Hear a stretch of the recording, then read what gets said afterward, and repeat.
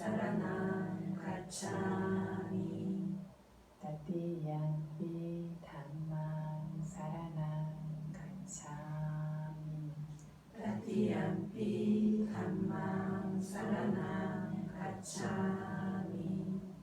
Tatiyampi sanghang saranang gacchami. Tatiyampi sanghang saranang gacchami. Sarana-gamanang paripurnang Pamaye. Panatipata Panatipata. Veramani sikkhapadang samadhiyami. Veramani sikkhapadang samadhiyami. Adinadana Adinadana. Veramani sikkhapadang samadhiyami. Veramani sikkhapadang samadhiyami. Kamesu miccacara Kamesu miccacara. Veramani sikkhapadang samadhiyami.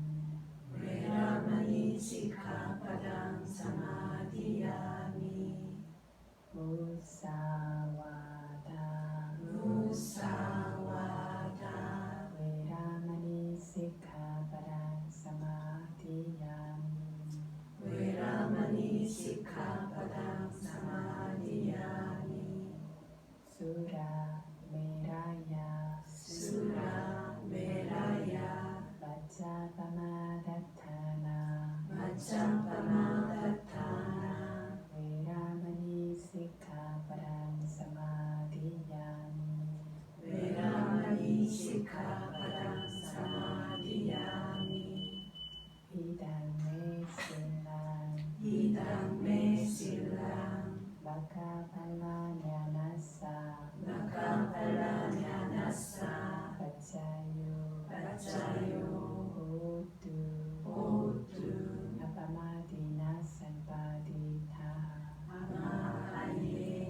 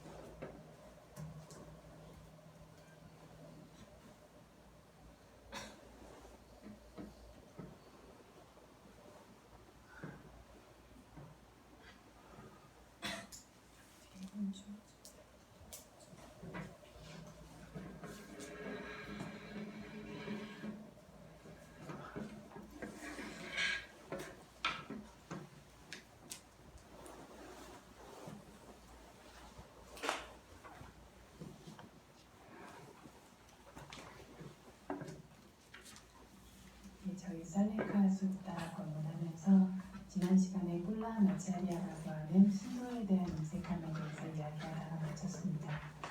이야기하던 중간에 좀 시간이 부족해서 끊어지게 됐는데 여기서 꿀라마차리아를 이야기하면서 나왔던 이야기와 연관해서 마하시타나도 말씀에 따르면 세상에는 다양한 견해와 다양한 목적으로 자기가 좋아하는, 자기가 마음에 들어하는 그런 견해를 가지고 그렇게 수없이 다른 견해들을 펴고 이것들을 가르치고 있습니다. 불법 안에서도 마찬가지죠. 그래서 자기의 마음이 조금 더 끌리는 쪽으로 이렇게 여러 가지의 견해를 내세워서 이야기하고 있는 경우가 많고, 크게 보아서는 세상 전체가 각자의 모든 사람은 자기 견해를 가지고 삽니다. 그런데 이것들 중에서 불법 안에서 이야기하는 이 견해들이 부다의 가르침, 부처님의 의중과는 맞지 않는, 그 뜻과는 반대가 되어지는 그러한 견해들도 있습니다. 부처님께서 가르치신 것은 불선업은 제거해야 되고 선업은 생겨나게 하고 증장시켜야 하고 이렇게 되기 위해서 수행을 해야 하고 수행을 통해서 번뇌를 완전히 제거해야 된다라고 말씀을 하셨는데 어떤 분들은 내 말대로 알면 그거면 된다. 선업을 쌓을 필요도 없고 불선업을 제거할 필요도 없다. 수행할 필요도 없다. 이런 식의 법을 펴시는 분들도 있다고 합니다. 그리고 또 많은 분들이 내가 알아하는 것처럼, 그러니까 자신이 알아하는 것처럼 이렇게 스스로가 생각하고 있는지는 잘 모르겠는데 다른 사람들이 그렇게 믿고 인정하도록 하고 그러한 바탕에서 법을 펴거나 하는 분들도 많이 있죠. 어떤 분들은 그래서 예전에 어떤 실제로 제가 만나봤던 분 중에는 이 위파사나 수행을 믿고 한다라고 한국 스님이셨는데 그렇게 말씀하시면서 하지만 특별히 따로 수행할 것이 있겠느냐라는 말씀을 하신 적이 있어요. 마음에 번뇌만 없으면 되는 거 아닙니까? 라는 말씀을 하셔서 제가 번뇌가 얼마나 섬세한 건지 아시냐고 번뇌를 너무 우습게 보시면 안 될 것 같다라는 말씀을 드린 적이 있습니다. 마음에 번뇌만 없으면 된다. 혹은 깨어있기만 하면 된다. 수행이란 그 이상의 어떤 것도 아니다. 따로 뭔가 수행을 하기 위해서 특별한 노력을 기울일 필요가 없다.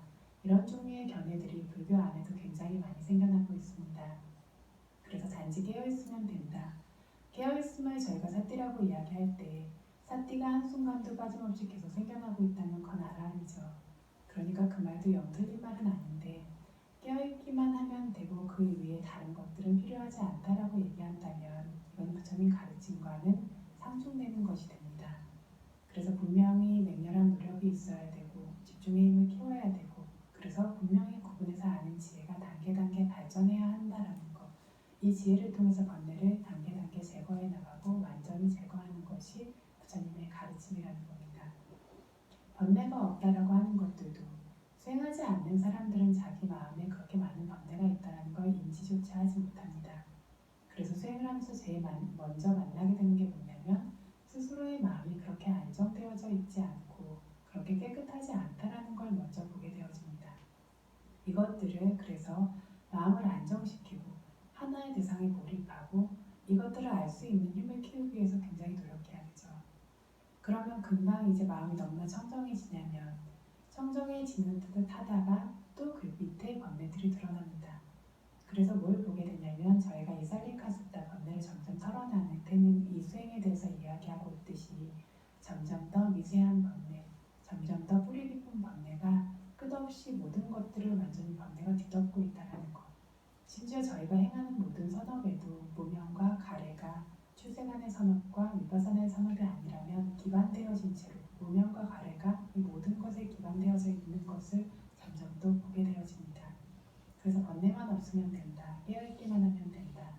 그것들이 실제로 그래서 아무것도 하지 않아도 된다면 깨어있지 못하지만 깨어있다라고 여기게 되고 번뇌가 없으면 된다라고 하지만 내 안에 있는 번뇌를 알지 못하고 보지 못하는 채로 계속 머물러 있게 될 겁니다.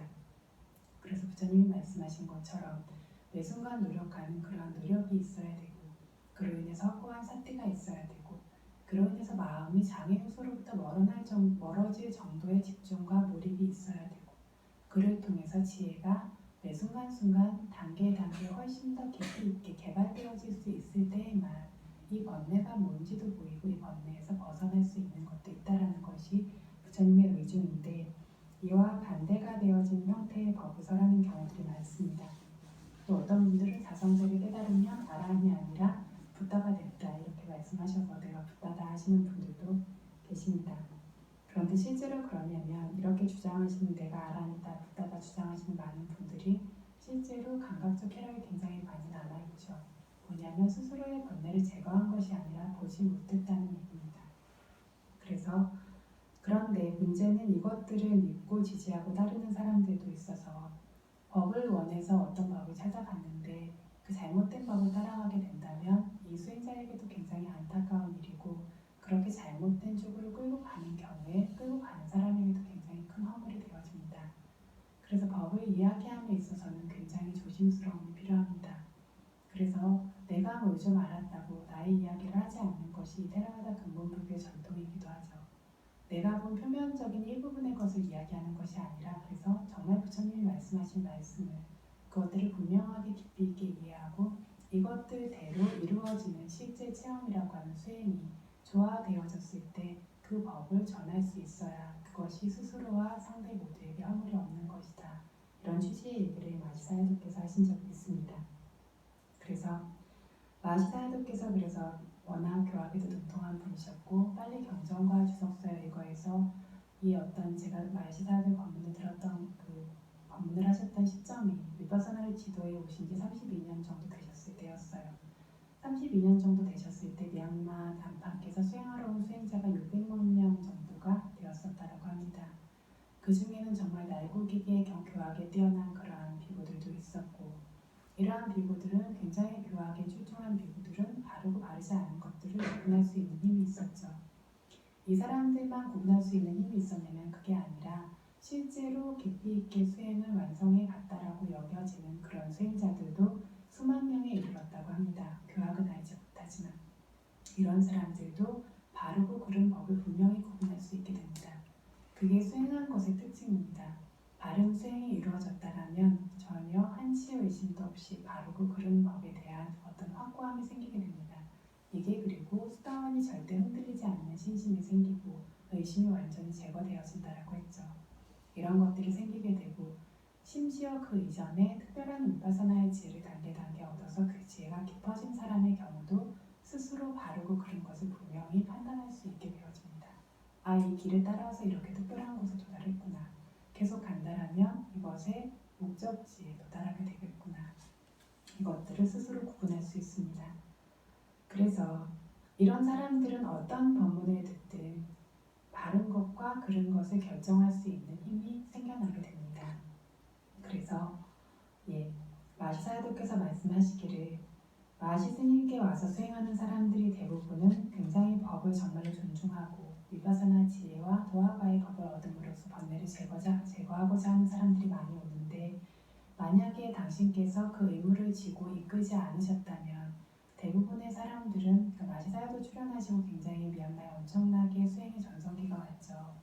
그 의무를 지지 않으셨다면 대부분의 사람들은 그냥 옆에 있는 가까운 쪽에 따라가게 되었을 것인데 그 중에는 그래도 바른 게도 있지만 그렇지 않은 게도 있었을 것이고 위파사나 수행의 어떤 목적지까지 끌고 갈 수 있는 길이 아니었을 경우도 많이 있었을 텐데 그것들을 어쨌든 그 의무를 짐으로써 많은 수행자들이 지금과 같이 바른 수행을 하게 되어지고 그 결과를 얻게 되어지고 그래서 분명히 스스로 결정할 수 있는 그 지혜를 가지고 신심을 가지게 되어서 참 감사한 일인 것 같다라고 말씀을 하신 적이 있어요.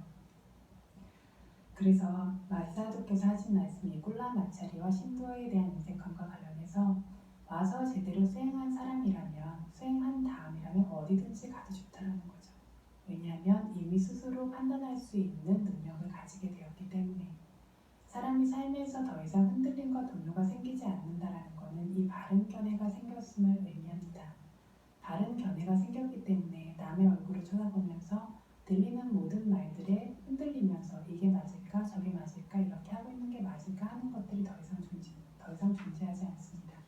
분명히 바른 견해가 서게 되어지고 확신을 가지고 있기 때문에 또 바르게 볼 줄 아는 지혜를 이미 가졌기 때문에 어디에 가든 이 사람이 가는 길은 안전합니다. 그래서 수행차에 와서 수행하는 수행자는 그걸 위해서 수행차에 오는 것이고 이것이 완성되었다면 어디로든 가도 좋다는 거죠. 왜냐하면 이미 스스로 설 수 있는 힘이 생겼기 때문에. 그래서 우리가 해야 되는 일, 수행을 지도하는 사람들이 해야 되는 일은 바른 법을 볼 수 있도록 그래서 자기가 경험한 바른 법을 사람들이 볼 수 있도록 그 길을 찾아갈 수 있도록 하기 위해서 법을 설하는 것이다. 그 이상도 그 이하도 아니죠. 그래서 모든 존재들이 고통에서 완전히 벗어날 수 있도록 하는 그 역할을 하는 것일 뿐이다. 그래서 그 과정에서 상황에 따라서 때때로는 잘못되고 바르지 않은 방식이 있다면 그걸 꺼집어내고 지적하고 이야기해야 될 때도 있지만 그것이 그렇게 바른 목적을 가지고 있다면 이거는 신도에 대한 인색함이 아니라는 거죠. 그래서 이것이 다른 것에 가는 것을 막을 수도 있고 얘기할 수도 있고 어떤 잘못된 것들을 이야기할 수도 있지만 그 기준이 어떻게 되냐면 내 이익을 원하고 상대의 이익에 대해서 생각하지 않는다면 이거는 신도에 대한 인색함이죠. 그죠? 그냥 내 옆에 있어주기를 바라고 나한테 몰보지를 하기를 바라고 한다라면 이거는 신도에 대한 인색함이 분명합니다. 그런데 나의 이익을 원하는 것이 아니라 상대의 이익을 진심으로 원하는 마음이 기반되어져 있다라면 이거는 신도에 대한 인색함이 아니라 이것이 바로 스승의 도리다 라고 이렇게 정리를 하셨습니다.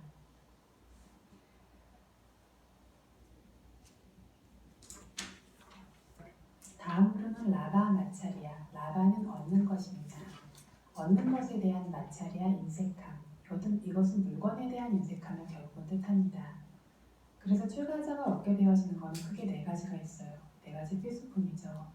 네 가지 필수품에 어떤 것들이 있습니까? 거처, 공양, 약, 가사. 이 네 가지가 네 가지 필수품입니다. 이 네 가지를 기초로 해서 음식물과 관련된 모든 것들은 공양 안에 포함되어지고 의복뿐만이 아니라 사용하는 모든 물건들은 가사에 포함시킵니다. 그리고 자리, 이런 의자, 그런 거 아니면 운송수단 이런 모든 것들은 거처 안에 포함되어지고 건강과 관련되어진 모든 것들은 약물 안에, 약품 안에 포함되어집니다. 그래서 이것이 어떤 출가자의 수행과 계율에 반하는 것이 아니라면 이것들이 얻기에 적절한 것이 되어집니다. 그래서 이렇게 얻을 수 있는 물건들과 관련해서 다른 이가 얻기를 원치 않는 성품을 라바 마찰이야라고 합니다. 나만 얻었으면 좋겠고 다른 사람은 얻지 않았으면 좋겠고 얻게 되어진 것도 나만 쓰고 싶고 다른 사람과 공유하고 싶지 않고 다른 사람은 쓰지 않았으면 좋겠고 나누고 싶지 않고 이러한 인색함을 라바 마찰이야라고 합니다. 그래서 어떤 다른 이들이 보시할 어떤 이러한 얻을 만한 것들을 나만 얻고 싶고 다른 이 얻지 않게 하고 싶은 것이 라바 마찰이하고 이미 얻은 것을 함께 수행하는 도반이나 동료들과 나눌 수 없는 것이 라바 마찰이하다. 실제로 이런 경우가 많이 있어서 어떤 사람들은 과일이 됐든 과자가 됐든 외복이 됐든 이것들을 남을 나눠주지 않고 자기도 쓰지 않고 꽁꽁 감춰놨다가 다 이게 썩고 못 쓰게 되어서야 그것들을 나누는 경우가 있습니다. 그렇게 되면 상대도 그거를 쓸 수가 없죠. 나도 못 쓰고 상대도 못 쓰게. 이거를 신도들이 보시한 보심으로 망친다라고 표현을 합니다. 그래서 이런 식으로 인색한 사람들이 있고 어떤 이런 음식물뿐만 아니라 가사 같은 것들을 너무 오래 보관해놔서 막 수없이 가사를 보관해놨는데 이것들을 누굴 주지도 않고 자기도 다 쓸 수 없는 양이고 나중에 이 스님이 돌아가신 다음에야 그것들을 창고를 열어보니까 가사가 다 사가가지고 너무 오래돼서 이런 경우들도 많이 있습니다. 그래서 이거 출가자의 경우에도 그렇지만 제가자들의 삶에서도 나도 안 쓰면서 남에게 주지도 못하고 이런 인색함 굉장히 많이 있죠. 이런 종류의 인색함이 있습니다. 그래서 줄만한 사람에게 줘야 될 때에 줄만한 때에 주지 못하면 그게 바로 라바 마찰이야입니다. 어떤 사업가 한 분이 계셨대요. 그래서 사업에서 자기 사업만 잘 되고 싶은 것도 라바 마찰이야죠. 제가자들의 경우에는 어떤 사업가가 어느 정도로 인색함이 있었냐면 공장을 운영하고 있는데 다른 사람 공장에서 기계 돌아가는 소리만 내도 가슴이 덜컹덜컹했대요. 그래서 그게 너무 덜컹덜컹 하다가 집중수행을 하고 나서 수행이 좋아지니까 그때부터는 남의 공장에 그렇게 기계 돌아가는 소리가 나면 기쁘지 마음 덜컹거리지 않는다고. 그래서 이 마찰이가 제거됨으로써 당장 자기 마음이 편해지고 행복하게 된 거죠. 이런 경우들이 있습니다. 이런 마찰이라고 하는 성품들, 인색하고 쪼여들고 꽉 쥐고 있는 이런 성품들은 그 사람의 마음이 그렇게 꽉 조여들고 쭈그러들게 만드는 것처럼 그 사람의 삶도 그렇게 만듭니다. 그래서 마음이 그 사람의 삶을 결정하죠. 지금 당장 마음이 편안하고 행복하고 탁 트이지를 못하고 어둡고 갇혀있고 쭈그러든 것처럼 이러한 종류의 사람들은 굉장히 많은 능력과 미덕을 가지고 있어도 그 삶이 피지를 못합니다. 크게 번영하는 일이 없습니다. 이거는 법칙과 같은 겁니다. 부처님의 법이라는 거는 출세관과 관계돼서만 있는 법이 아니라 세간에서도 이 사람이 높아지고 가치가 올라갈 수 있게 해주는 법입니다. 이 법의 길을 따르게 되고 내 마음이 정말 크고 넓고 이렇게 탁 트이게 되어졌을 때 이 사람의 삶도 그렇게 되고 높은 자리까지 올라갈 수 있는 귀한 삶이 되는 겁니다. 이것들이 없을 때에는 굉장히 능력 있는데 삶이 안 피는 사람들도 많아요. 이런 마음들이 자리 잡고 있다면 아무리 능력이 있어도 삶이 피기가 어렵다는 그러한 어떤 결과들이 생겨나게 되어집니다. 그래서 나눠야 될 것들을 그때 적절한 때에 나눌 줄 알아야 되는데 어떤 사람들의 경우에는 아까 말씀드린 것처럼 어떤 출가자들은 어떤 물건들이 이익 없이 망가지게 두는 사람들도 있습니다. 그리고 자기가 쓰지 않아서 그렇게 망가지기도 하고 이것을 헛되게 막 써서 그렇게 망가지기도 하고 주기 적절하지 않은 사람한테 줌으로써 이게 망가지게 하기도 하고 이걸 통해서 경제활동을 하려고 사고 파는 행위를 함으로써 이런 보시물들을 망가뜨리기도 합니다. 이런 식으로 이렇게 귀하게 보시되어진 신심으로 보시되어진 것들이 망가지게 하는 사람에게 그게 가기를 원하지 않는 마음이라면 이거는 마찰이야 인색함은 아닙니다. 저 사람한테 가면 이게 분명히 좋지 않게 쓰일 것이 뻔하다라고 해서 그런데 이때에도 마음이 속임수에 흔들리는지 안 흔들리는지는 봐야 되죠. 그게 단지 아니면 정말 주기 싫은 마음이 있는지 그거는 봐야 되는데 어쨌든 순수하게 이것들이 제대로 쓰여지기를 바라는 마음이라면 그거는 인색함 안에는 포함되어지지 않습니다. 그래서 적절하지 않게 만들 출가자든 재가자든 그런 사람에게 그게 가기를 원치 않는다면 이건 인색함 안에는 포함되어지지 않는다. 네 번째는 완나 마찰이야. 완나는 아름다움이란 뜻도 있는데 칭송이란 뜻이 있습니다. 여기서는 칭송과 관련된 인색함입니다. 어떤 사람이 가진 미덕으로 인해서 생겨나는 칭송들을 이야기합니다. 이 사람이 굉장히 아름다워서건 굉장히 말을 잘해서건 아니면 이 사람이 굉장히 훌륭한 마음씨를 갖고 있어서건 어떤 식이든 이 사람이 갖고 있는 미덕, 힘이 있거나 슬기롭거나 잘 배우고 모든 것에 능숙하거나 지혜롭거나 수행을 하거나 이런 모든 종류의 미덕과 관련해서 생겨나게 되어지는 칭송 이거를 원하지 않는 겁니다. 나만 좋은 소리 듣고 싶고 나만 칭찬받고 싶고 다른 사람이 좋은 소리 듣고 칭찬받는 것을 견딜 수 없어 하는 성품입니다. 어떤 나만 예쁘고 싶고 나만 말 잘하고 싶고 좋은 목소리 가졌으면 좋겠고 다른 사람 칭찬하는 소리는 듣기 싫고 뿐만이 아니라 선업적인 쪽에서도 나만 말 잘 듣는 사람, 나만 온순한 사람, 나만 슬기로운 사람, 나만 수행 열심히 하는 사람이었으면 좋겠고 다른 사람은 그런 선업적인 것들을 같이 하는 것도 원하지 않는 것. 이게 그로 인해서 그 사람들이 칭찬받는 것들, 칭송할 만한 미덕이 생기는 걸 원치 않는 것. 이거를 완나 마찰이야라고 합니다. 그래서 자기만 똑똑하고 자기만 시험 합격했으면 좋겠고 자기만 특별한 계획을 지니거나 두타임을 수행했으면 좋겠고 이런 종류의 모든 것들이 있습니다. 위파사나 수행에서도 자기만 위파사나 지혜가 부족됐으면 좋겠고 상대는 안 됐으면 좋겠고 이런 마음들이 실제로 존재해요. 그래서 제가 아는 분이 굉장히 평생을 너무 좋은 마음으로 살고 그래서 친한 친구에게 어릴 때부터 그러니까 그런 인색함이나 질투를 모르는 사람이라는 얘기를 이제 들었어요. 같이 반에서 둘이 경쟁자인데 그런데 친구가 아파서 학교에 못 오면 친구 이제 필기를 다 해가지고 친구한테 갖다 주고 자기 필기는 못하고 이럴 정도로 어려서부터 헌신적인 분이었대요. 그래서 결국에는 둘이 같이 의대에 가고 의사 선생님이 되고 이렇게 됐는데 어쨌든 그 헌신적인 친구는 어릴 때부터 수행하고 절행하는 걸 굉장히 좋아하고 미얀마 분이신데 그래서 자기 친구한테도 그걸 권해서 법에 대해 전혀 모르는 친구가 자기 친구의 은혜 때문에 절에 가게 되고 수행이라는 걸 하게 되고 평생을 이제 은인이라고 생각하게 돼요. 근데 둘이 같이 막상 가서 집중수행을 하는데 어릴 때부터 굉장히 너그럽고 선한 사람이었고 그리고 절에 열심히 가서 수행하곤 했던 그 친구보다 지금 이제 수행을 막 배워서 하는 이 친구가 수행을 더 잘하는 거죠. 이때 바로 이제 인색함과 질투가 폭발을 하게 되는 거죠. 그래서 평생 정말로 이제 어떤 학교에서 공부를 하는 거에서도 같이 라이벌인데 친구를 위해서 자기가 항상 희생하고 그런 좋은 마음이 되면서 어릴 때부터 같이 자라고 그랬는데 엄한 데 가서 이렇게 수행하는 데서 나보다 수행을 잘하니까 견딜 수가 없는 거죠. 그래서 어떤 사람들은 굉장히 별거 아닌 거, 뭐 먹는 거 같은 거, 뭐 입는 거 같은 거 이런 거 가지고 인색함을 부리는데 어떤 사람들은 그러한 별거 아닌 것들에 대해서는 인색함을 부리지 않을 수 있는데 자기가 더 귀하고 중요하다라고 생각하는 미덕에 대해서는 이런 종류의 마음들이 또 생겨나기도 합니다.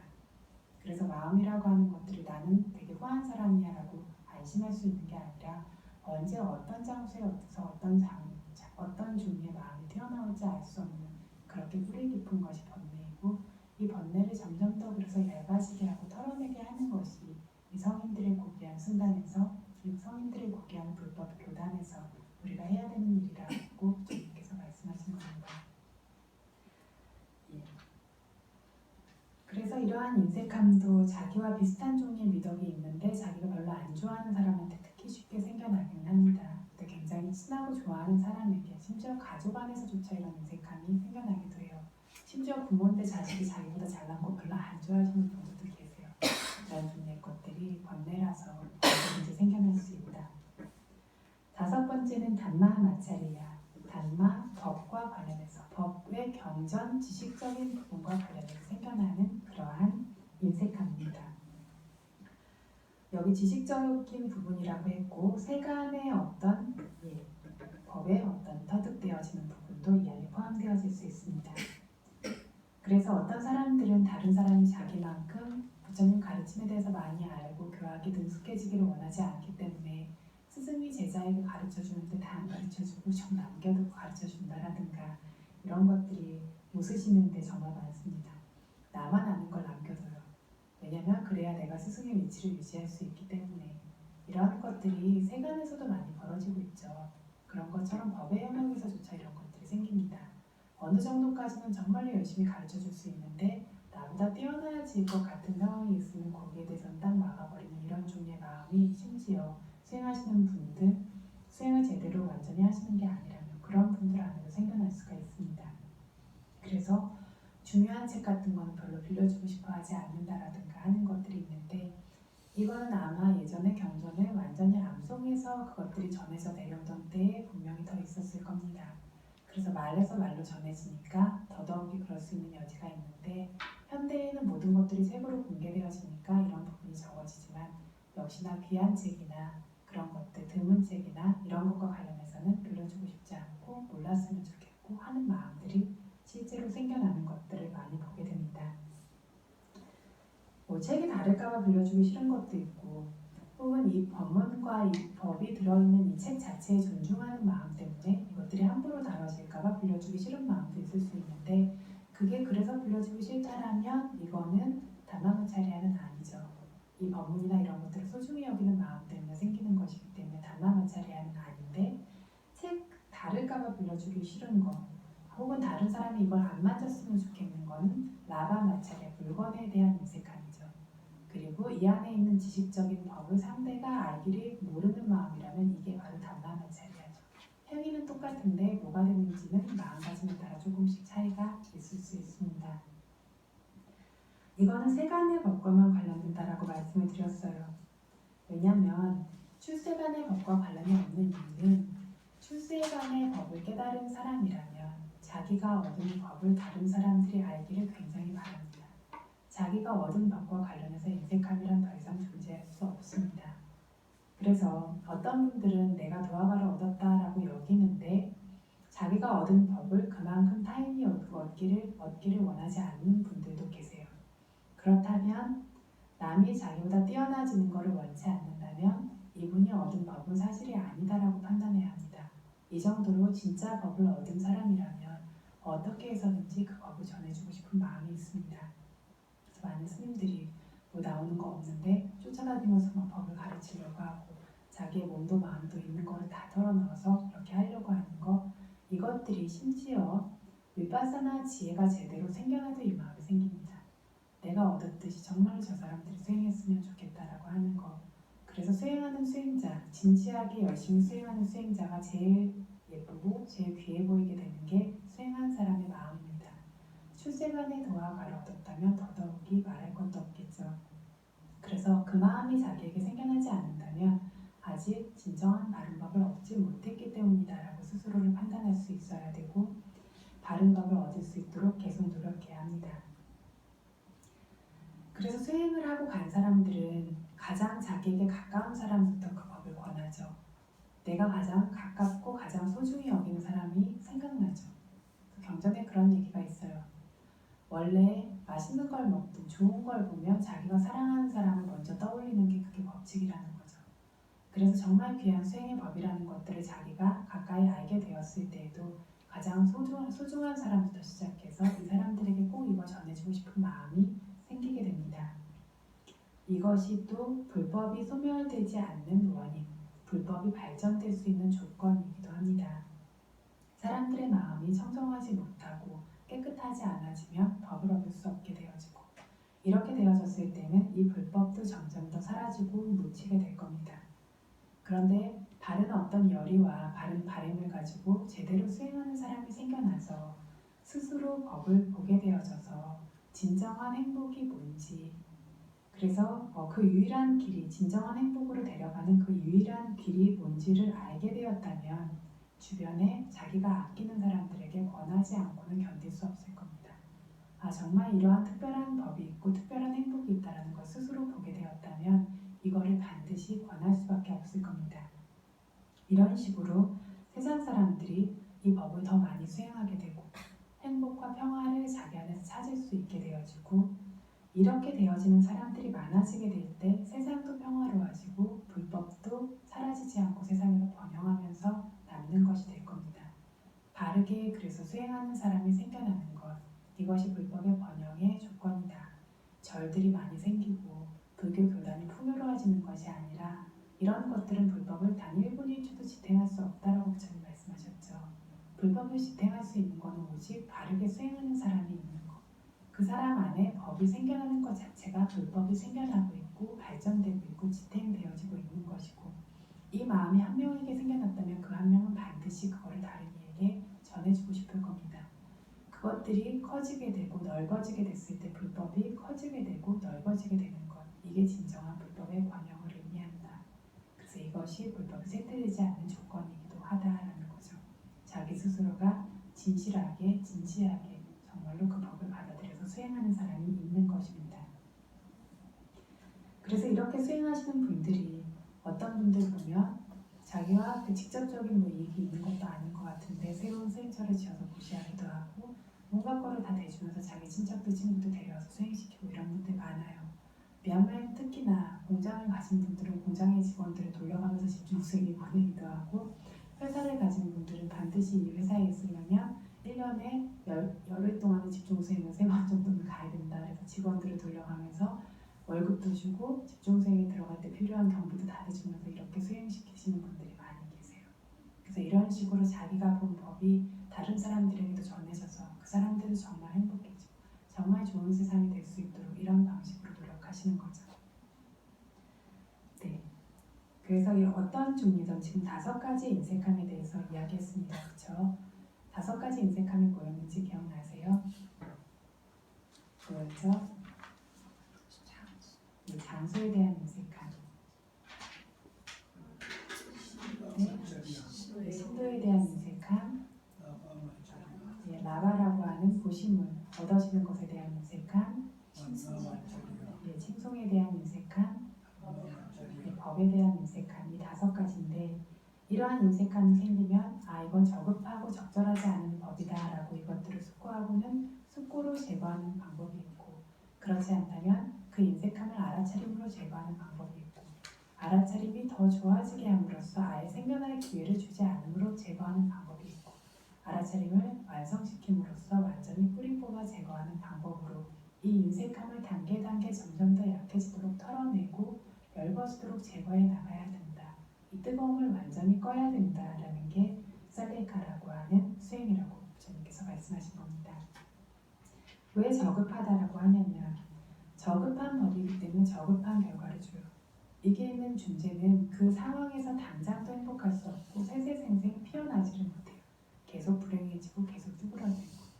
그뿐만 아니라 그래서 저급한 존재들에게 주로 생겨납니다. 그렇죠? 이러한 법들 때문에 저급하고 그래서 저급한 생에서 벗어날 수가 없습니다. 예를 들면 개를 보면요. 같은 중생들 중에서도 자기 같은 종족은 돕는 중생들도 있어요. 까마귀나 이런 저기들은 자기 어떤 종족을 되게 보호하는 본능이 있어서 누군가 외부의 타인이 들어와서 괴롭히려고 하면 다 같이 이제 그거를 막고 약간 이런 게 있는데, 개들은 어떠냐면 다른 곳에서 어떤 다른 개가 오면 막 공격하고 짖죠. 그쵸? 공격하거나 짖고 굉장히 둘이 사이좋게 있고 막 그렇게 있다가도 먹을 거 하나 던져주면 어떻게 되죠? 반드시 힘 있는 놈이 힘없는 거를 어떻게 해서든 뺏고 공격을 하죠. 이런 식의 인색감이 막 폭발을 하게 됩니다. 그래서 이렇게 저급한 존재들에게 더 생겨나서 저급하다. 전에 루간다리아라고 하는 지옥에 대해서 이야기한 적이 있어요. 주는 거 없이 괜히 인색해요. 옆에 매달려 있는 것만 봐도 보기가 싫고, 그래서 지옥에 같이 있는 주제에 상대를 막 공격하고 이렇게 못 살게 굴려고 하는 마음이 생기죠. 이렇게 저급한 존재에게 생겨나서도 이게 저급한 법입니다. 그래서 이것들을 완전히 우리 안에서 뿌리 뽑을 수 있을 때까지 그때까지 수행하고 끊임없이 어떤 이 번뇌를 제거해 나가야 된다는 겁니다. 전에 말씀드렸는데 지난번에 이 질투와 인색함을 고통스럽게 만드는 고통의 속박이라고 부처님께서 말씀하셨습니다. 그래서 이 질투와 인색함이 바로 중생들이 원하는 것이 있어도 원하는 대로 되지 않게 하고 행복하고 싶은데 행복하지 못하도록 하는 가장 근원적인 조건이 되어진다라고 이렇게 부처님께서 말씀하셨습니다. 사카반야 수타라고 하는 사카천왕의 질문에 대해 부처님께서 대답하신 경인데요. 사카천왕이 요계에 살고 있는 인간도 천인도 짐승들도 모두 다 한결같이 행복해지기를 바라고 위험과 만나기를 바라지 않고 장애로부터 자유롭기를 바라고 적이 없기를 바라는데 왜 항상 위험에 처하고 적을 만나게 되고 이렇게 고통받게 되어집니까? 무슨 소리냐면 모든 존재는 위험이 없고 두려울 만한 것이 없고 행복하기를 바라는 것은 모두 같은 바람을 가졌다라는 겁니다. 꼬마들조차 똑같아요. 그죠? 여기 며칠 전에 아이들이 와서 수행하고 가고 수행이라고 해봤자 이제 짧게 수행하고 하지만 그 중에 나름대로 진지하게 수행하는 꼬마도 있어요. 계속 꼼지락거리긴 하지만 그 이유가 뭐냐면 무섭고 겁나는 게 많기 때문에 거기서 벗어나고 싶은 마음에 그래서 수행을 하면 그것에서 벗어날 수 있고 행복해질 수 있다라고 하니까 그 어린 나이에 꼼지락꼼지락 가면서 그거를 보는 겁니다. 아직 6살, 7살밖에 되지 않은 아이들인데 죽음이 무서워요. 그리고 자기들이 잘 알지 못하는 존재, 그게 뭐 귀신도 될 수 있겠고 그런 것들이 무서워요. 그래서 그 마음을 그런 공포로부터 지키기 위해서 뭐 나무다사를 해라고도 열심히 하고 삼기도 열심히 하고 그리고 수행을 해도 좀 해보려고 하는데 잘 안 되니까 나는 못하나 봐. 그럼 이제 뭐 귀신이나 이런 게 있어도 그걸 막을 힘이 없으면 어떡하지라고 하면서 밤에 굉장히 고민을 하더라고요. 그래서 이렇게 어린 꼬마들부터 시작해서 사악도의 존재들까지 모든 존재는 그런 모든 위험과 두려움과 저기로부터 벗어나기를 바라고 그리고 스스로가 행복해지기를 바라는 같은 바람을 가지고 있습니다. 근데 한 사람과 한 사람이 만나면 싸우고 한 그룹과 한 그룹이 만나면 싸우고 장애나 위험이 없고 싶지만 늘 이렇게 장애가 위험이 있고 적이 있고 고통과 마주하게 되어지는데 이것이 도대체 왜 그런가? 어떤 속박 때문에 어떤 칭칭 묻는 그러한 마음의 요소가 결박하고 있기 때문에 그런가라는 뜻입니다. 그래서 어떤 줄이 어떤 결박이 중생들을 위험과 고통으로 칭칭 둘러싸고 있는가라고 했을 때 부처님께서 이 결박의 줄이 바로 질투와 인색함이라는 결박의 줄이다. 질투와 인색함이라는 속박의 줄이 모든 존재를 칭칭 이렇게 묶고 있기 때문에 한 번도 자유롭지 못하고 이 고통에서 저기에서 벗어날 수 없이 거기에 꽉 묶여있는 것이다 라고 대답하십니다. 모두 다 잘 살고 싶고 잘 되고 싶고 평화롭고 싶고 행복하고 싶은데 왜 안 되냐면 질투와 인색함 때문이다. 아까 말씀드렸듯이 현재의 내 마음을 이 질투와 인색함으로 꽁꽁 묶고 있어요. 우리가 인식하고 있는 질투와 인색함이 있듯이 점점 더 미세한 질투와 인색함들이 있고 이것들을 꾹꾹 묶고 있어서 이 생에서도 마음이 자유롭지 못하고 세세생생 펴지 못하고 행복하지 못하게 하는 그런 존재로 태어나게 하고 그런 마음을 가지게 하고 항상 저기와 위험을 만나게 하는 그 결과를 이것들이 가지고 옵니다. 아무리 좋은 게 와도 내 마음이 웅크리고 있으면 그 좋은 것들이 들어올 수 있는 자리가 없죠. 저희 여기 흑선다님께서 자기 이제 명언이라고 하면서 하신 말씀이 있는데 성냄이 많은 사람, 질투와 인색함 성냄이죠. 성냄이 많은 사람은 밀어내다 자기 복조차 바로 차버린다 이렇게 하는데 이게 실제로 맞는 얘기입니다. 밀어내는 마음이 많게 되었을 때는 자기 복이 와도 그거를 받아들일 수가 없어요. 선업의 마음이 많고 이럴 때에는 그런 복들이 더욱더 결과를 줄 수 있도록 마치 부추겨주고 보조해주는 것처럼 되어지는데 이러한 부선업들이 계속해서 자리하고 있으면 오는 모든 것들을 밀어내서 선업이 결과를 줄 수 없게 만듭니다.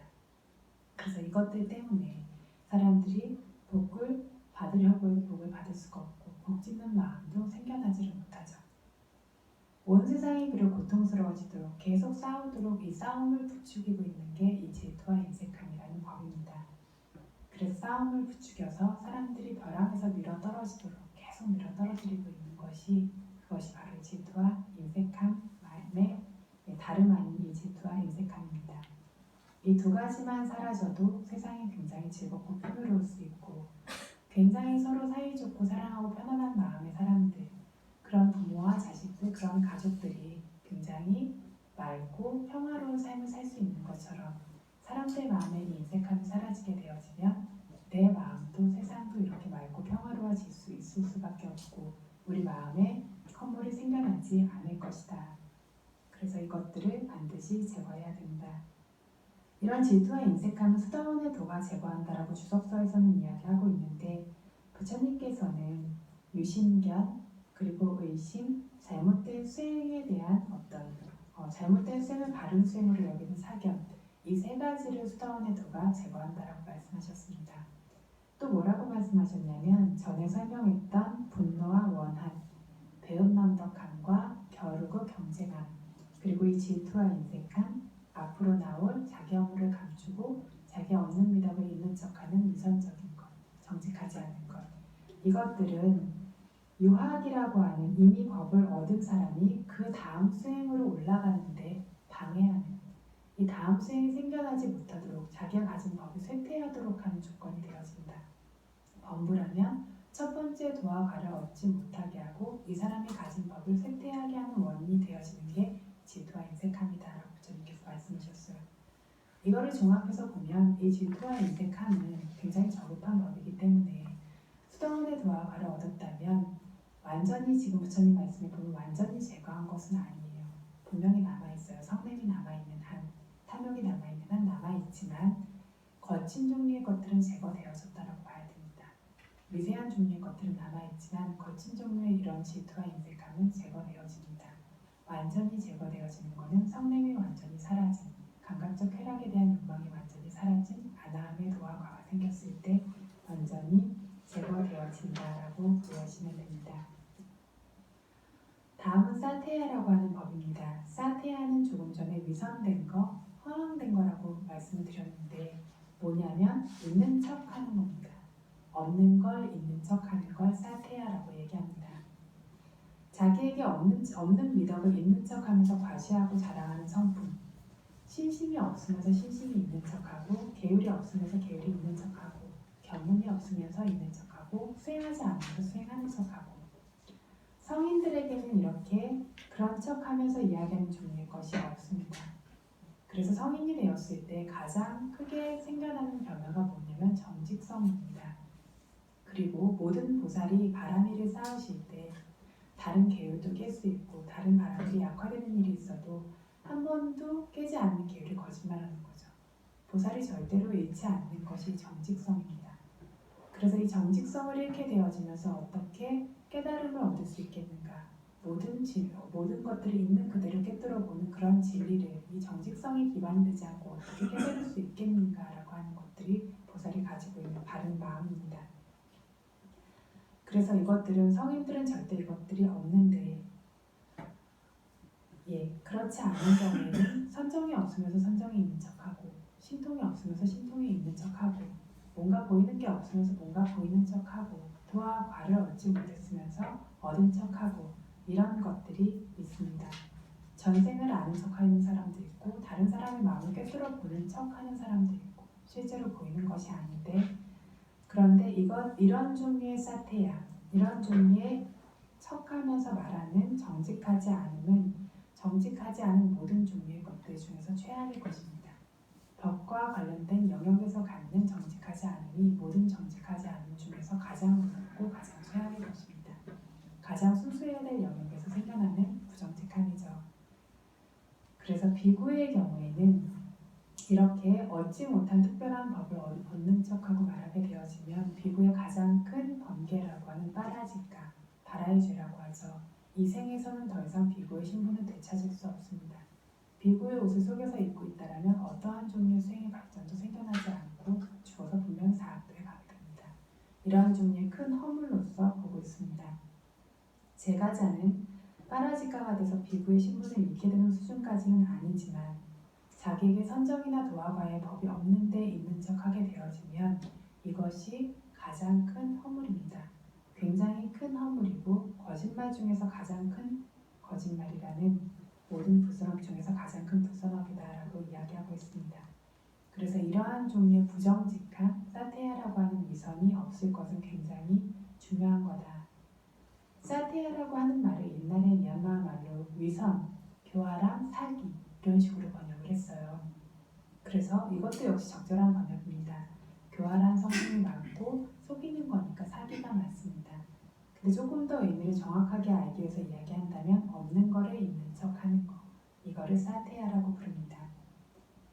그래서 이 수행하는 수행자에게 가장 중요한 미덕이 바로 이렇게 위선 없이 정직할 것이 가장 요구되어지는 중요한 미덕이고, 이것을 부처님께서 바다니안가 숫다라고 하는 경전에서 말씀하셨습니다. 바다나라고 하는 도화과를 얻을 수 있는 그런 특별한 수행, 바른 수행을 하는데 안가, 요인이 되어지는 5가지입니다. 깨달음을 얻기 위한 5가지 조건이라고 말할 수도 있는데 여기에 뭐가 있는지 들어보신 분 계십니까? 이 생에서 특별한 깨달음을 얻기 위해 수행하고자 하는 사람에게 반드시 필요한 5가지 요건입니다. 첫 번째로는 부처님께서 사또, 호띠, 사타하띠, 타타가타사, 보딘 이렇게 말씀하셨습니다. 뭐냐면 사또, 신심으로 구족된 사람이 되어야 한다. 뭘 믿어야 되냐면 타타가타사, 열의 보딘, 깨달음의 지혜를 믿어야 된다. 현재 그래서 부처님의 깨달음의 지혜를 믿고 그 법을 따라서 수행했을 때 깨달음을 얻을 수 있다는 것에 대한 믿음이 있어야 하는 것이 첫 번째 요건입니다. 현대에는 수행 가르치는 지도자와 수행법에 대한 믿음도 있을 수 있어야 될 겁니다. 왜 이게 필요하냐면 믿지 않으면 던져서 수행하지 않기 때문입니다. 믿음이 있을 때 안심하고 열심히 수행할 수 있기 때문입니다. 그래서 스스로 던져서 수행할 수 있을 만큼의 그런 최소한의 믿음이 있어야 하는 것이 첫 번째 요건입니다. 이게 수행을 시작시키기 때문입니다.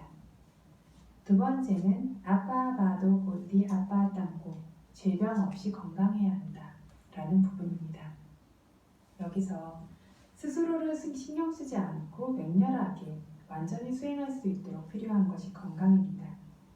이와 관련해서 하지만 어느 정도 병이 있어도 병이 없는 사람은 없습니다. 그렇죠? 어느 정도의 병이 있다면 이것을 뛰어넘을 수 있을 정도로 맹렬한 마음이 힘이 있다면 얼마든지 수행할 수 있습니다. 그래서 경전의 이 건강함의 조건을 뭐라고 얘기하냐면 자기가 먹은 음식을 자기가 소화시킬 수 있을 정도의 건강이면 충분하다라고 이야기했습니다. 먹은 음식이 좀 더부룩해요 이런 종류가 아니라 정말 몸이 약해지면 음식을 전혀 소화시킬 수 없고 힘을 쓸 수 없는 지경에 이르게 되죠. 그게 아니고 먹은 음식을 소화시킬 수 있을 정도의 건강이면 충분하다고 했습니다. 이 정도의 건강도 주어지지 않는다면 마음을 끌어올리는 수밖에 없습니다. 그래서 이렇게 열심히 수행하다가 있던 병이 사라지는 경우도 있고 다 죽어가다가 수행해서 도화가를 얻는 경우도 있습니다. 그렇죠? 다 죽어가는 사람의 기운이 어디 있겠습니까? 이런 경우에는 마음의 힘을 최대로 끌어올리면서 수행하는 경우입니다. 미얀마에 저희 반디타라마 숲속센터에 유방암에 걸려서 2달 시한부 받으신 분이 이렇게 와서 수행하신 적이 있어요. 물론 그런 분들이 굉장히 많은데 외국인 중에는 많지 않은 것 같습니다. 미얀마 분들은 사형 선고를 받으면 수행하러 가야겠다. 그래서 절로 들어가시는데 외국인 중에 인도네시아 분인데 이분이 유방암으로 2달 선고를 받고 오셨어요. 죽기 전에 내가 의지할 걸 만들어야겠다라는 마음으로 오셨는데 막상 오니까 몸 상태가 안 좋죠. 팔은 이렇게 커져가지고 이런 데가 거의 막 이렇게 거의 서 들어가는 것처럼 보일 정도로 그런 상태고 본인이 통증도 굉장히 심하고 기력도 없고 그런 상태로 수행차 오셨는데 그런 독한 마음을 먹고 오셨지만 막상 오니까 수행하니까 수행이 또 쉬운 게 아니죠. 굉장히 고통스럽고 통증도 더 심해지고 그리고 여기서 엄청난 통증과 함께 팔하고 가슴 있는 데서 썩는 냄새가 진동을 하고 오히려 수행하니까 점점 더 그렇게 되고 이러니까 수행자까지는 왔는데 못할 것 같다라고 이제 생각을 하니까 어떤 스님이 그분 방에다가 내일이 바로 죽음이다 이렇게 써서 붙여놓으세요. 그래서 그걸 보고 포기하고 싶은 마음이 들 때마다 이걸 보고 법당까지 꾸역꾸역 나가서 또 하루를 채우고 이렇게 수행을 하신 거죠. 그렇게 아예 내일이 바로 죽음이다라고 2달이 남았는데도 막상 사람이 2달이 남으면 아직도 시간이 있다라고 생각합니다. 사람의 마음이라는 죽을 때가 다가오면 지금 생각하는 것과 다른 종류의 마음들이 작용을 합니다. 그것도 시간이 있다라고 생각하고 어떻게든 편하고 싶고 어떻게든 지금 내가 겪어야 되는 걸 피해가고 벗어나라고 하는 게 사람의 마음입니다.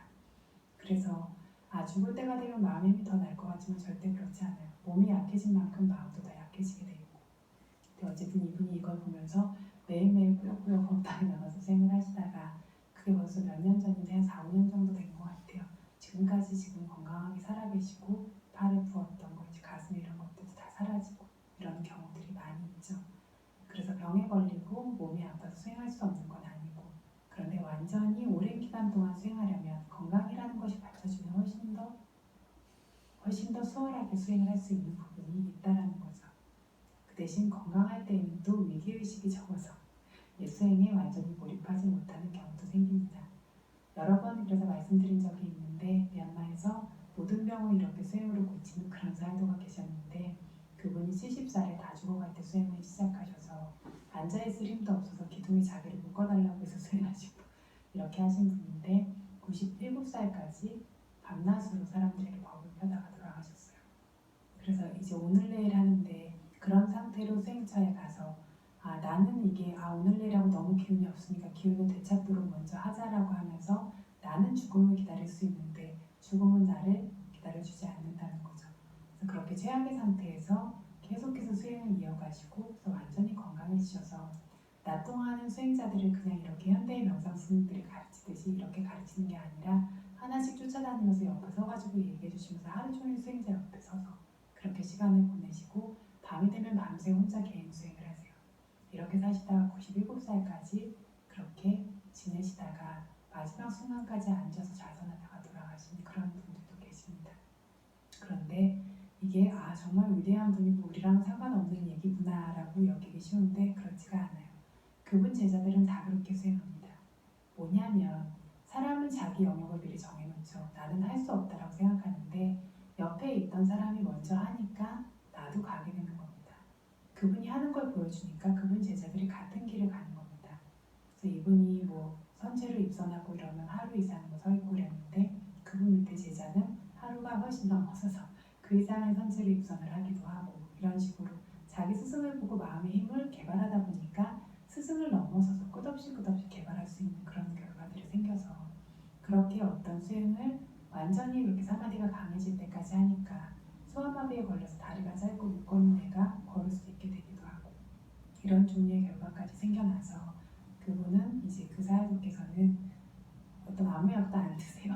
아무 약도 안 드시고 병이 나면 무조건 수행으로 그 느낌이 사라질 때까지 그 자세를 바꾸지 않고 수행하시는 그런 수행법을 고집하시는데 한 번은 다리가 부러져서 다리가 이만하게 정말 이렇게 붓고 움직일 수 없게 돼서 16시간 동안 움직이지 않고 자선을 하니까 그 엄청난 통증이 나중에 완전히 털끝만큼도 남지 않고 사라지더래요. 그래서 이제 벌떡 일어나서 걸어서 나온 이런 일화도 있고 그래서 사람의 마음의 힘이라는 게 처음부터 그분도 그랬던 건 아니죠. 개발하게 되어지면 점점 커지는 거고 마음의 힘을 최대치로 끌어올릴 수 있을 때에는 어떠한 조건도 문제가 되지 않는다는 거. 그 마음의 힘을 끌어낼 수 있는 능력은 그리고 우리 모두에게 존재한다는 거. 그렇죠?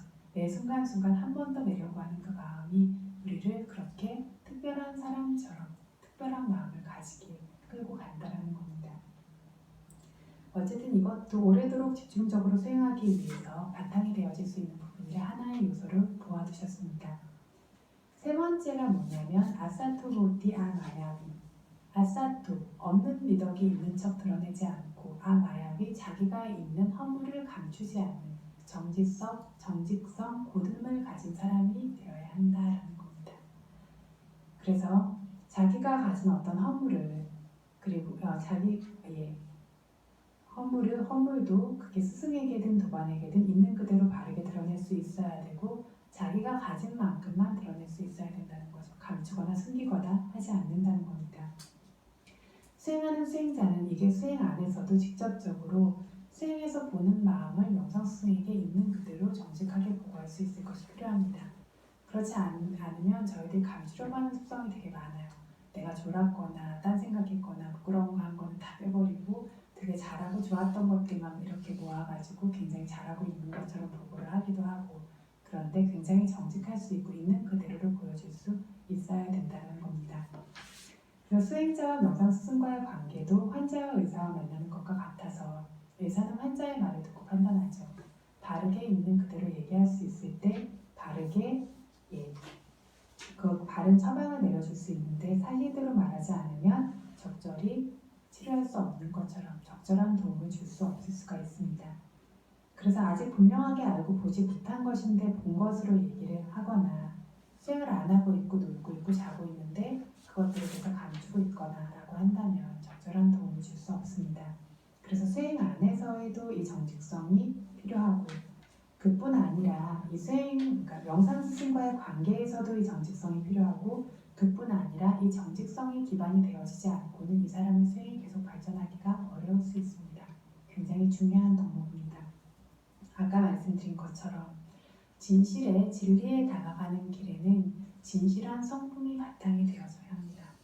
그랬을 때 있는 그대로의 것들을 볼 수 있는데 점점 더 수행을 해나가면서 아시겠지만 우리 마음은 수없는 속임수를 부립니다. 수없이 어떤 왜곡된 것들을 보게 되어지고 내가 마음이 어떤 욕망이나 이런 쪽에 끄달려서 그런 쪽의 것들을 사실이라고 생각하고 보기 시작하면 그렇게 거짓의 세계, 위선의 세계를 사실이라고 믿으면서 그 안에 머무르게 되어질 수가 있습니다. 그래서 정직성이 있고 있는 그대로를 있는 그대로 드러내고 받아들이려고 하는 마음이 있을 때 정말 실제 존재하는 것들을 보면서 갈 수 있는 힘들이 분명히 생겨나게 됩니다. 법은 굉장히 미묘한 것이라서 이것이 미묘한 부분인데 법을 수행하는 수행자에게 반드시 있어야 되는 중요한 부분입니다. 네 번째 요인은 아라타 위리요 위하라티. 아라타 위리요, 맹렬하게 끌어올린 노력이 있는 사람이 되면서 위하라티 네 가지 자세 모두에서 지낸다라는 겁니다. 그래서 불선업을 제거하고 선업을 완성시키기 위해서 쉬지 않고 맹렬하게 수행해야 된다. 부처님께서 언제까지라고 했냐면 수행하다가 피와 살이 다 말라 비틀어져서 비쩍 마르더라도 뼈와 신경과 피부만 남더라도 성인의 도화가를 얻기 전에는 쉬거나 멈추지 않고 수행하라고 그렇게 말씀하셨죠. 그래서 뒤돌아서고 포기하지 않는 이런 노력의 힘을 계속해서 기울일 수 있는 사람이어야 된다라는 거. 다섯 번째는 빠냐와 호띠, 지혜 있는 사람이 되어야 되는데 어떤 종류의 지혜냐면 오다야타, 생멸을 보는 지혜로 구족될 수 있어야 된다라고 말씀하셨습니다. 그래서 물질과 정신 현상들이 끝없이 생기고 사라지는 생멸을 알고 보는 오다야 바야냐나 생멸지라는 지혜가 구족될 수 있어야 한다. 그래서 근데 이거는 수행하기 전에는 당연히 구족될 수 없습니다. 그렇죠? 수행 초기에도 구족될 수 없습니다. 대부분의 경우에 노력해서 수행한다면 마하시사야도께서 가르치셨던 미얀마인들의 경우에는 7일 이내 정도에는 구족되는 경우가 많다라고 합니다. 특별히 지혜가 좋은 특별한 사람들의 경우에는 3, 4일 만에 구족되어지는 경우도 있는데 이런 경우는 이렇게 빠른 경우는 100명 중에 한두 명의 경우라는 거죠. 어떤 사람들은 노력이 부족해서 그럴 수가 있고 혹은 원래도 지혜가 느려서 그럴 수도 있고 열흘에서 보름 정도 걸려야 이 생멸지를 보는 지혜에 도달하게 되어진다. 평균치는 7일 정도다라고 이야기를 하셨습니다. 어떤 사람들은 필요한 조건이 구족되지 않으니까 한 달이 지나도 이 지혜에 도달하지 못하는 경우도 있다. 그런데 정말 노력해서 수행한다면 대부분은 7일 안에는 도달하게 된다라고 했습니다. 미얀마인들의 기준이죠. 그러면 미얀마인들은 너무나 특별한 바람을 가지고 태어났고 저희는 너무나 바람이 없어서 한참 걸리고 그런 걸까요?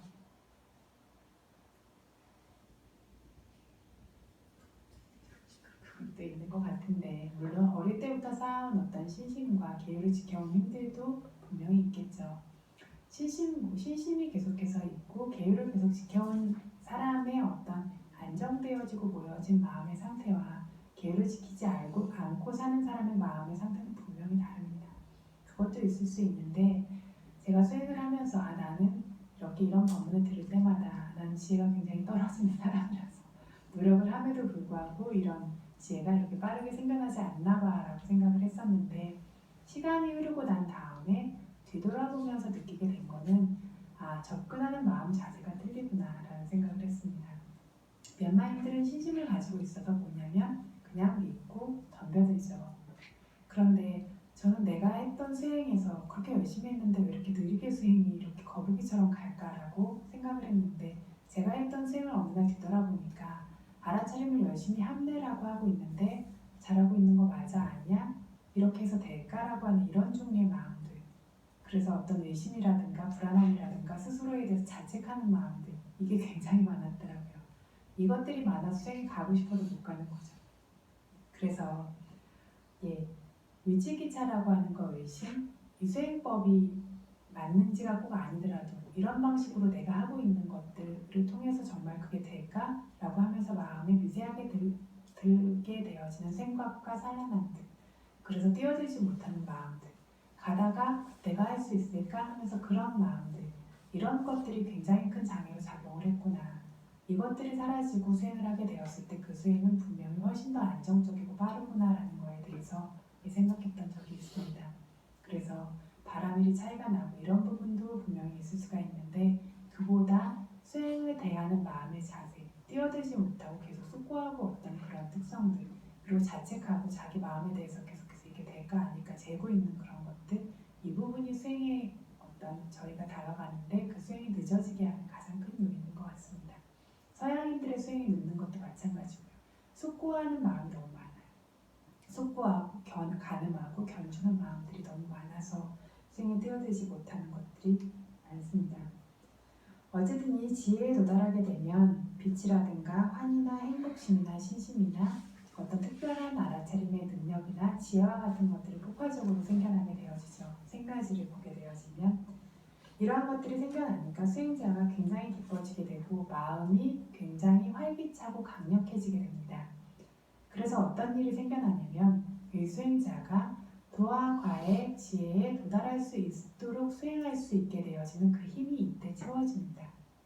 그래서 뭐냐면 나는 어떤 저런 특별한 수행자가 될 수 없을 것 같아 라고 하는 것이 아니라 수행에서 내가 어떤 노력을 내고 그로 인해 수행이 발전하고 발전하게 된 수행 안에서 저절로 채워져야 되는 힘이 채워진다는 겁니다.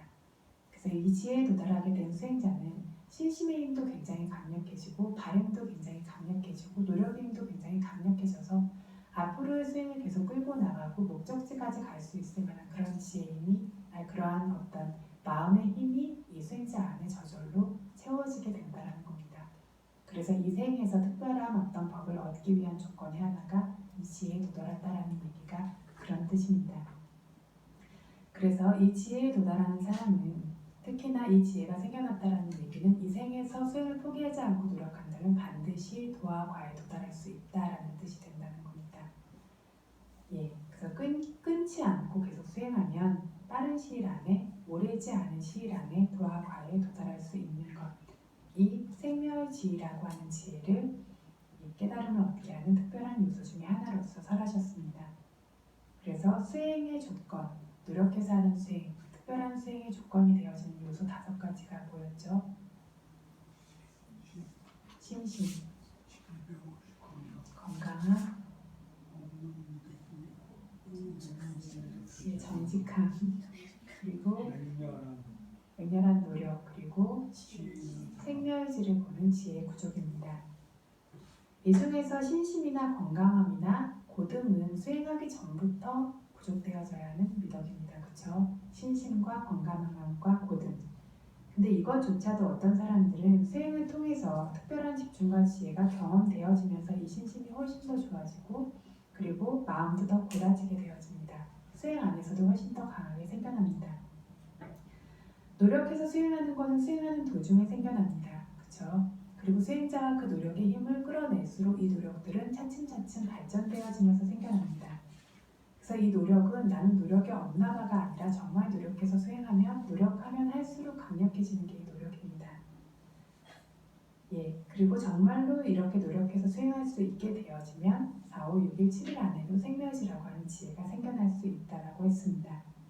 그리고 이러한 생멸지로 인해서 생겨나는 특별한 법의 경험으로 인해서 물질들도 굉장히 풍요로워지고 몸 안에 어떤 편안하고 좋은 물질로 가득 찬 것 같아요. 뭐 날아갈 것 같다 그러죠. 이 강렬한 삐띠가 가지고 있는 성분 자체가 가벼움이죠.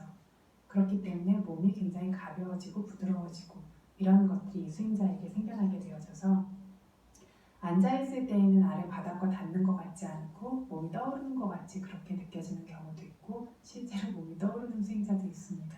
최소한 눈이 자꾸 떠진다라든가 이런 가벼움이 극대화되어져서 이 수행자 안에 생겨날 수 있고 걸을 때에도 땅이 바닥에 닿지 않는 것처럼 날아다니는 것처럼 이렇게 가벼움과 같은 것들이 수행자 안에서 생겨납니다.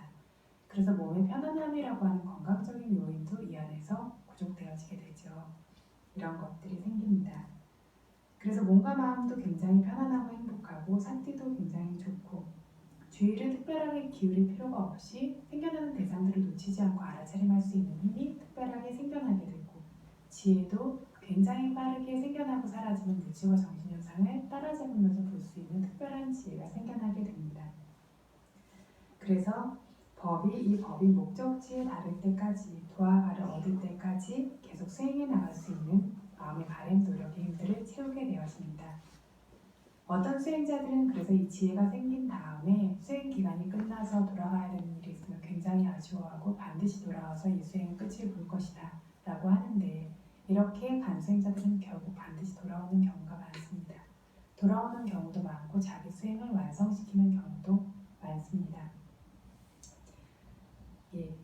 그래서 수행을 한다라고 하는 것들이 처음부터 끝까지 우리가 하는 것이 아니고 그리고 처음부터 끝까지 어떤 것들을 개발해내고 있던 것들을 발전시켜 나가는 과정이 누구에게나 같다라는 겁니다.